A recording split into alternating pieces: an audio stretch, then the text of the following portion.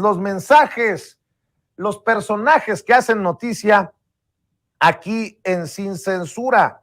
Ricardo Monreal ayer celebraba el contrapeso, el equilibrio luego de la decisión en la Suprema Corte de Justicia de la Nación y hoy arremetió contra los ministros y ministras que le han puesto esta zancadilla al plan B de reforma electoral del presidente Andrés Manuel López Obrador. Vamos a ver y escuchar lo que dijo Ricardo Monreal precisamente en la permanente en el Senado. No me parece que esté desprendido y desvinculado el debate de quienes pide una resolución y su casta, su pertenencia a los privilegios que no quieren renunciar a ellos. Ese es el tema de fondo y ese es el debate al que yo los quiero llevar. Por eso me parece excesiva que aplauden, que den felicitaciones, que hablen de cada una y de sus virtudes y no estén hablando de dónde están ubicando y dónde están protegiendo estos privilegios en contra de la austeridad de un país, en contra de la necesidad de asumir posiciones más probas, más republicanas para un país que está en una pobreza heredada de los gobiernos anteriores. Ese es el tema, diputada, y sí tiene que ver. Por eso estoy refiriendo los grandes privilegios de una casta aislada de la sociedad que no está pensando por la gente de... Pues mire, yo voy a hacer una pregunta que creo que es fundamental. ¿A cuál Ricardo Monreal le creemos? ¿Al de hoy o al de ayer? Porque son dos Ricardos totalmente diferentes. Pareciera que se dio cuenta de su resbalón, se dio cuenta que estaba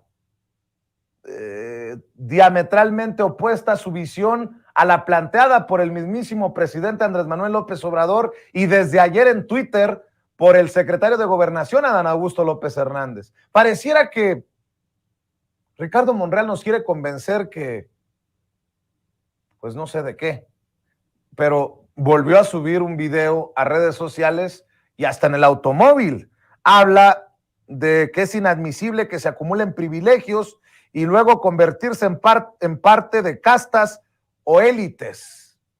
Vea y escuche. ¿Qué tal? Hoy se presentó un debate álgido en la Cámara de Senadores que sesiona como comisión permanente. Aquí lo puedes ver todo. Ahí denuncié lo que había denunciado ya desde el año pasado. El exceso de privilegios de los ministros de la Corte y del Poder Judicial, que la han llevado a convertirse en una élite, en una casta de privilegiados. Eso es lo que afirmé.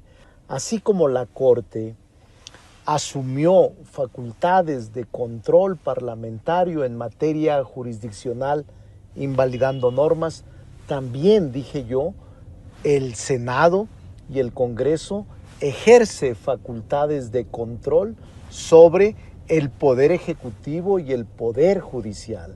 En el Poder Judicial también existen esas facultades de control.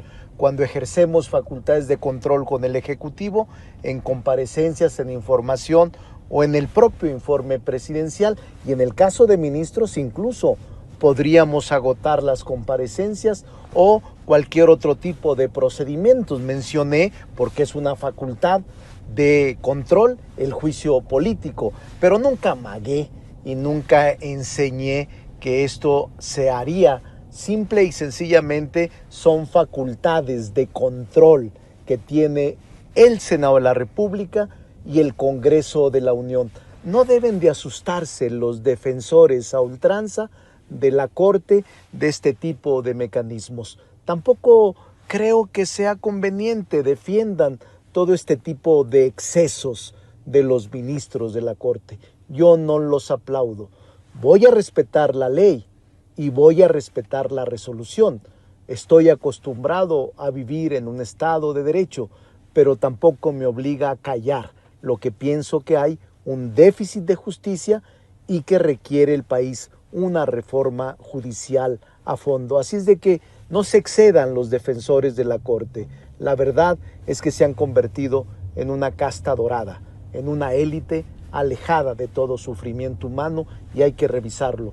Todos debemos pugnar por la austeridad republicana. Es un deber moral. Híjole, ¿cómo creerle a Ricardo Monreal? De casualidad, compañeros, ¿no tendrán por ahí las declaraciones de Ricardo Monreal que presentamos anoche? ¿No las tendrás por ahí, Sergio? Porque, digo, cabrón. A ver si las consigues, Sergio, de ayer. Ricardo Monreal hablando de equilibrios y básicamente diciendo, pues sí, nos corrigió la plana la Suprema Corte de Justicia de la Nación. Por eso le digo, qué extraño. ¿A cuál Ricardo Monreal creemos?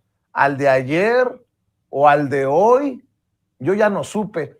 ¿No tendrás por ahí a Ricardo Monreal ayer? ¿No es ese de Ricardo Monreal, ese que está ahí?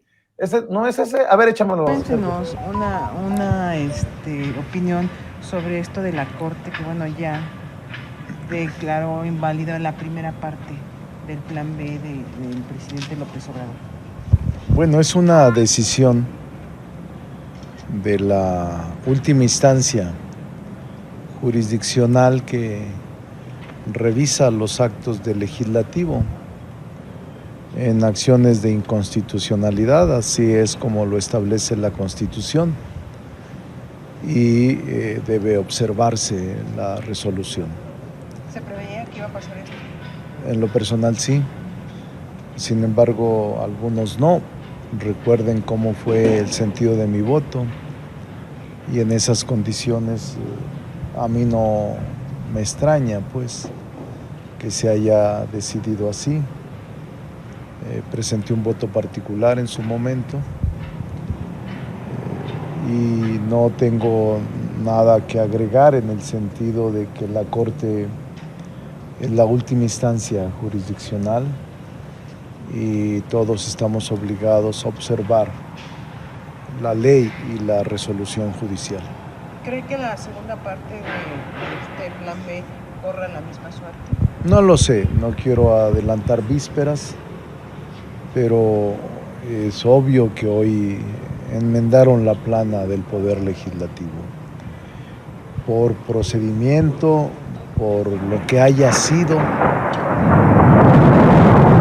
pero lo cierto es que ya la Corte decidió la primera parte del Plan B y nosotros estamos muy claros en que hay que observar la resolución. Senadores de oposición dicen que hoy la Corte sienta un precedente. ¿Lo consideras?